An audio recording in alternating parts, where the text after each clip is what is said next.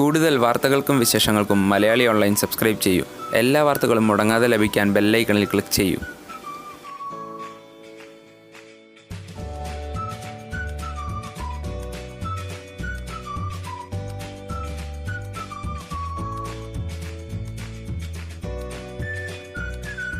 Megastar മമ്മൂട്ടിയുമായുള്ള തൻ്റെ വ്യക്തിബന്ധത്തെക്കുറിച്ച് വിശദമാക്കുകയാണ് നടൻ Siddique. Facebook പോസ്റ്റിലൂടെയാണ് നടൻ സിദ്ദിഖ് ഇത് വെളിപ്പെടുത്തിയത്. സഹോദര തുല്യമായ സ്നേഹമാണ് മമ്മൂട്ടിക്കും തനിക്കും ഇടയിലുള്ളതെന്നും ജാട ആവശ്യമായ സ്ഥലങ്ങളിലാണ് മമ്മൂട്ടി അത് കാണിക്കാറുള്ളതെന്നും സിദ്ദിഖ് പറയുന്നു. സിദ്ദിഖിൻ്റെ പോസ്റ്റിൻ്റെ പൂർണ്ണരൂപം വായിക്കാം. എൻ്റെ ജീവിതത്തിൽ ഏതൊരു പുതിയ കാര്യം വരുമ്പോഴും ഞാനത് മമ്മൂക്കയെ അറിയിക്കാറുണ്ട്. ആദ്യമായി കാർ വാങ്ങിയപ്പോൾ അല്ലെങ്കിൽ പുതിയ കാർ വാങ്ങുമ്പോൾ ഒക്കെ പറയുമായിരുന്നു. പക്ഷേ പുതിയൊരു ഫ്ലാറ്റ് വാങ്ങിയപ്പോൾ അതിൻ്റെ ഗൃഹപ്രവേശന ചടങ്ങ് മമ്മൂക്കയോട് പറയാൻ ഞാൻ എങ്ങനെയോ വിട്ടുപോയി. അന്ന് വൈകുന്നേരമായിരുന്നു ചടങ്ങ്. ഉച്ചയായപ്പോഴുണ്ട് മമ്മൂക്ക അതാ കയറി വരുന്നു. ഇതാണ് മമ്മൂക്ക. മമ്മൂക്കയുടെ ദീർഘവീക്ഷണത്തിന് എൻ്റെ അനുഭവം ഉദാഹരണമായി പറയാം. എൻ്റെ മകൾക്ക് ഇപ്പോൾ 12 വയസ്സേ ആയിട്ടുള്ളൂ. 8 വർഷം കൂടിയാകുമ്പോൾ കല്യാണം കഴിപ്പിച്ചു വിടുന്ന കാര്യം ആലോചിക്കണം. ഞാൻ പക്ഷേ അതൊന്നും ആലോചിച്ചു കൂട്ടിയിട്ടില്ല. എന്നാൽ മമ്മൂക്ക അങ്ങനെയല്ല. 2 കൊല്ലം മുൻപേ എന്നോട് ചോദിച്ചിരിക്കുന്നു, നീ മോൾക്ക് വേണ്ടി വല്ലതും കരുതി വെച്ചിട്ടുണ്ടോ എന്ന്. അത്തരം ചില ചിന്തകൾ നമുക്കൊക്കെ ഇട്ടുതരുന്ന ഒരാളാണ് മമ്മൂക്ക.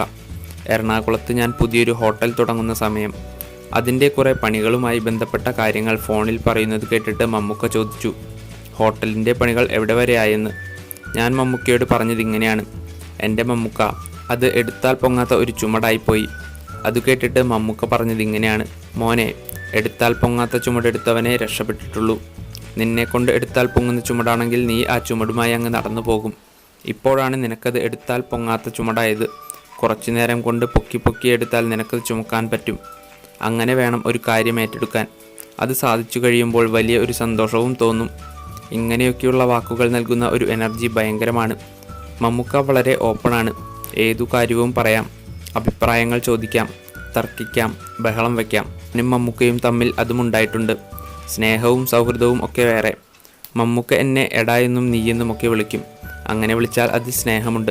അല്ലാതെ സിദ്ദിഖെന്നാണ് വിളിയെങ്കിൽ ആ വിളിയിൽ ദേഷ്യമുണ്ടെന്ന് ഞാൻ മനസ്സിലാക്കിയിട്ടുണ്ട്. ഞാൻ പറയുന്നതോ അല്ലെങ്കിൽ എൻ്റെ പ്രവൃത്തി മമ്മൂക്കയ്ക്ക് ഇഷ്ടപ്പെടാതെ വരുന്ന ഒരു കാര്യമുണ്ടെങ്കിലാണ് ഈ പേരുവിളി.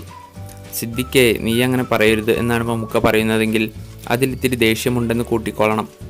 പല കാര്യങ്ങൾക്കും മമ്മൂക്ക എന്നെ വഴക്ക് പറഞ്ഞിട്ടുണ്ട്. ഒരു ജ്യേഷ്ഠൻ പറയുന്നത് പോലെ തന്നെ ഞാനതെല്ലാം ഉൾക്കൊണ്ടിട്ടുമുണ്ട്. കറക്റ്റായ കാര്യങ്ങൾക്കാണ് മമ്മൂക്ക എന്നെ വഴക്ക് പറഞ്ഞതെന്നും ഉപദേശം നൽകിയതെന്നും ഒക്കെ അപ്പോൾ ഞാൻ മനസ്സിലാക്കിയിട്ടുമുണ്ട്. പിന്നെ വേറൊരു കാര്യമുണ്ട്.